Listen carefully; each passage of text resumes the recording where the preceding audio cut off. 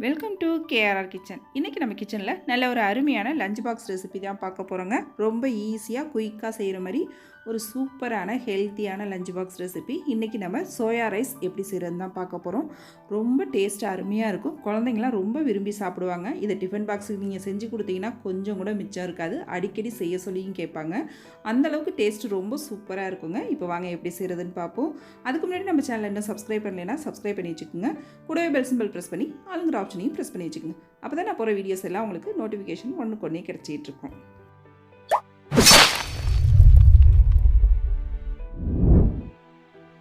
இப்போ soya rice செய்யறதுக்கு பார்த்தீங்கன்னா சாதம் வடித்து நல்லா ஆற வச்சு எடுத்து வச்சுருக்கேன். அதே போல் சோயா பீட்டையும் பார்த்தீங்கன்னா நல்லா வெந்நீரில் உப்பு போட்டு நல்லா கொதிக்கிற தண்ணியில் ஒரு 10 நிமிஷமாக ஊற வச்சு தண்ணிலாம் பிழிஞ்சிட்டு எடுத்து வச்சுருக்கேன். இப்போ எல்லாம் ரெடியாக இருக்குது. சாதம் எப்படி செய்கிறதுன்னு பார்ப்போம்.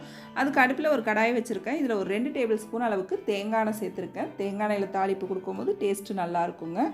நல்லா எண்ணெய் காஞ்சதுக்கப்புறம் இதில் ஒரு பிரிஞ்சி இலை, ஒரு ஏலக்காய், 2 கிராம்பு, ஒரு மராட்டி மொக்கு, கொஞ்சமாக கல்பாசி, இதெல்லாம் நல்லா பொரிஞ்சு செவந்ததுக்கப்புறம் ஒரு பெரிய வெங்காயம் கட் பண்ணி வச்சுருக்கேன். அதை சேர்த்து நல்லா வதக்கி விட்டுக்குங்க.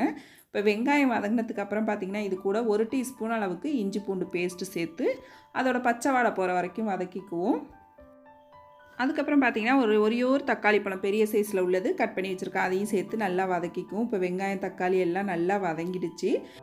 இப்போ மசாலா சேர்த்துக்குவோம். அதுக்கு 1/2 டீஸ்பூன் அளவுக்கு தனி மிளகாத்தூள், 1 டீஸ்பூன் அளவுக்கு மல்லித்தூள், ஒரு 1/4 டீஸ்பூன் அளவுக்கு மஞ்சத்தூள் சேர்த்துக்குங்க. அப்புறம் 1 டீஸ்பூன் அளவுக்கு மட்டன் மசாலா எடுத்து வச்சுருக்கேன், அதையும் சேர்த்துக்கிறேன். இதுக்கு தேவையான அளவு உப்பும் சேர்த்துக்குவோம். நல்லா கலந்து விட்டுருங்க. நான் சாதத்தில் உப்பு போட்டு வடிக்கலை, அதுக்கும் சேர்த்து தான் உப்பு சேர்த்துருக்கேன். சேர்த்து நல்லா ஒரு 2 செகண்டுக்கு வதக்கி விட்டதுக்கப்புறம் பார்த்திங்கன்னா நம்ம தண்ணிலாம் பிழிஞ்சு எடுத்து வச்சுருக்கேன் அந்த சோயா பைட்டை சேர்த்து நல்லா ஒரு 5 நிமிஷத்துக்கு வதக்கி விடுங்க. நல்லா வதங்கி வரட்டும் அந்த மசாலா கூட சேர்ந்து.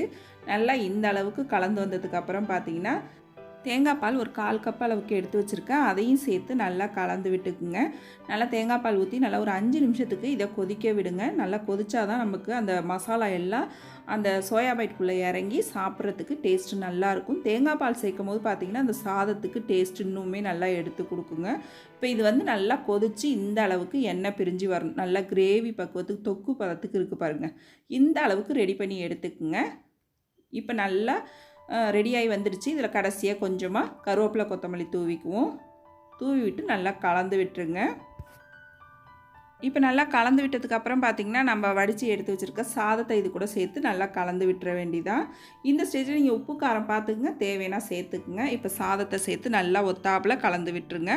அடுப்பை சிம்மில் வச்சுக்குங்க. நல்லா ஃபுல்லாக அடுப்பு தீயை குறைச்சிட்டு சாதத்தை கொட்டி நல்லா கலந்துக்குங்க. இது ஒரு 200 கிராம் ரைஸு வடித்து எடுத்து வச்சுருக்கேன். 2 பேருக்கு தாராளமாக இருக்கும் சாப்பிட்றதுக்கு. இப்போ பாருங்கள் சாதம் நல்லா கலரிட்டேன். சாதமும் பாருங்கள் ஒன்றோட ஒன்று ஒட்டாமல் நல்லா டேஸ்ட்டாக சூப்பராக அருமையாக ரெடியாக இருக்குங்க.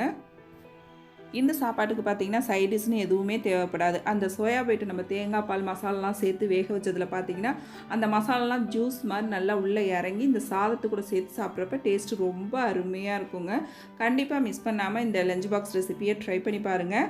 ட்ரை பண்ணி பார்த்துட்டு எப்படி இருக்குன்னு எனக்கு கமெண்ட் பண்ணுங்கள். என்னோட இந்த ரெசிபி பிடிச்சிருந்ததுன்னா லைக் பண்ணுங்கள், ஷேர் பண்ணுங்கள்.